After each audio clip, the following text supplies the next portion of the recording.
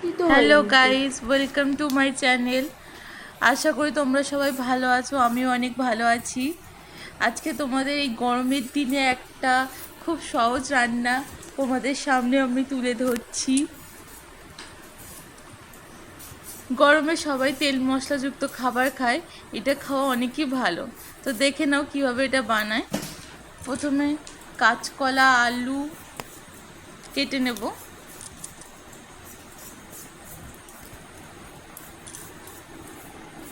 এইটা খুবই একটা হেলদি খাবার, তোমরা গরমের দিনে মাঝে মাঝে এটা করে খেতে পারো, তোমাদের খুব ভালো লাগবে খাবারটা।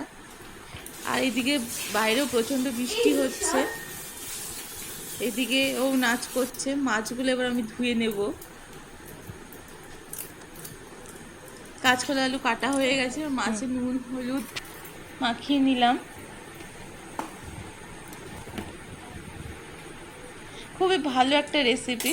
গ্যাসটা অন করে নিয়ে এবার কড়াইটা একটু গরম হয়ে গেলে ওর মধ্যে দিয়ে দেবো সর্ষের তেল। এটা অবশ্যই সর্ষের তেলে করবে, তাহলে আরও ভালো টেস্ট হবে। তারপর তেলটা গরম হয়ে আসলে ওর মধ্যে আমাদের নুন হলুদ মাখানো যে মাছগুলো আছে ওগুলো একটা একটা করে ছেড়ে দেবো। মাছগুলো ততক্ষণ ভাজা হতে থাকুক। আমাদের এইদিকে তো এখন প্রচুর বৃষ্টি হচ্ছে, তোমাদের ওইদিকেও বৃষ্টি হচ্ছে কিনা আমাদের কমেন্ট করে জানিও। এদিকে মশলাও রেডি করে ফেলেছে। মাছগুলো লাল লাল হয়ে করে ভাজা হয়ে গেছে, মাছগুলোকে এবার তুলে ফেলবো। একটু পিঠ ভেজে নিয়েছি ভালো করে, একটু গোল্ডেন ব্রাউন কালার হয়ে গেলে এগুলোকে তুলে ফেলবেন। তারপরে একটু জিরে ফোড়ন দিতে হবে। আমার কড়াইতে আগের থেকেই তেল ছিল, যদি তেল না থাকে একটু তেল অ্যাড করে দিতে পারো। এটা খুব অল্প তেলের ওপরই হবে। এরপরে আলুগুলো ছেড়ে দিলাম। আলুগুলো একটু ভাজা ভাজা হয়ে আসলে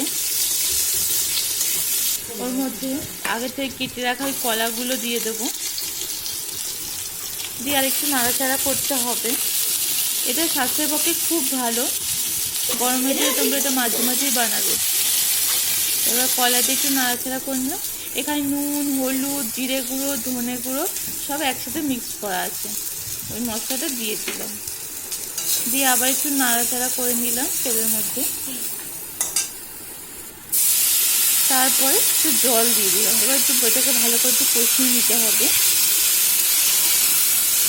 বেশি কষানোর দরকার নেই মোটামুটি।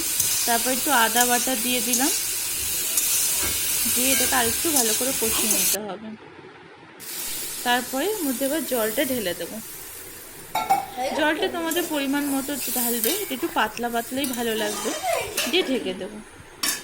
ঢাকা খুলে মধ্যে একটু কাঁচা লঙ্কা দিয়ে দিলাম। এটার মধ্যে কোনো গুঁড়ো লঙ্কা ইউজ হবে না। এটা যে কোনো বয়স্ক মানুষ এমনি মানুষের সবার পক্ষেই ভালো খাওয়া। তারপরে ভেজে রাখা মাছগুলো দিয়ে একটু ফোটাতে হবে। ভেজে রাখা মাছগুলো দিয়ে দিলাম, একটু ফুটুক, তারপর আবার ঢেকে দিতে হবে।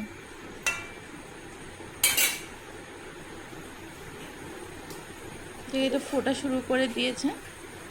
এবার ঢাকাটা খুলে দেখি মোটামুটি সবজিগুলো সেদ্ধ হয়েছে কিনা দেখতে হবে। প্রায় সেদ্ধ হয়েই এসেছে। এবার আমাদের ঝোল পুরোপুরি কমপ্লিট, এতে আলাদা কোনো মশলা অ্যাড হবে না। এবার ঝোলটা আমরা ঢেলে ফেললাম। খুব স্বাস্থ্যকর একটা খাবার, বাচ্চাদের পক্ষে খুবই ভালো। দেখতে পাচ্ছ রেডি হয়ে গেছে আমাদের কলা আলু রুই মাছ দিয়ে ঝোল। এবার একটু বাটিতে তোলা হচ্ছে, একটু টেস্ট করতে দেওয়া হবে, খেয়ে দেখুক কেমন লাগছে। যাক, আমি নিয়ে যাচ্ছি এখন ওর কাছে, কি হচ্ছে দেখি ও কিরম বলে। মনে হয় ভালোই লাগবে ওর। কেউ বসে রয়েছে, ওকে দেওয়া হবে,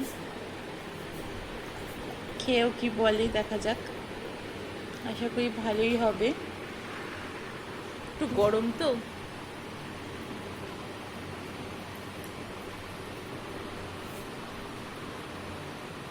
দারুণ হেভি।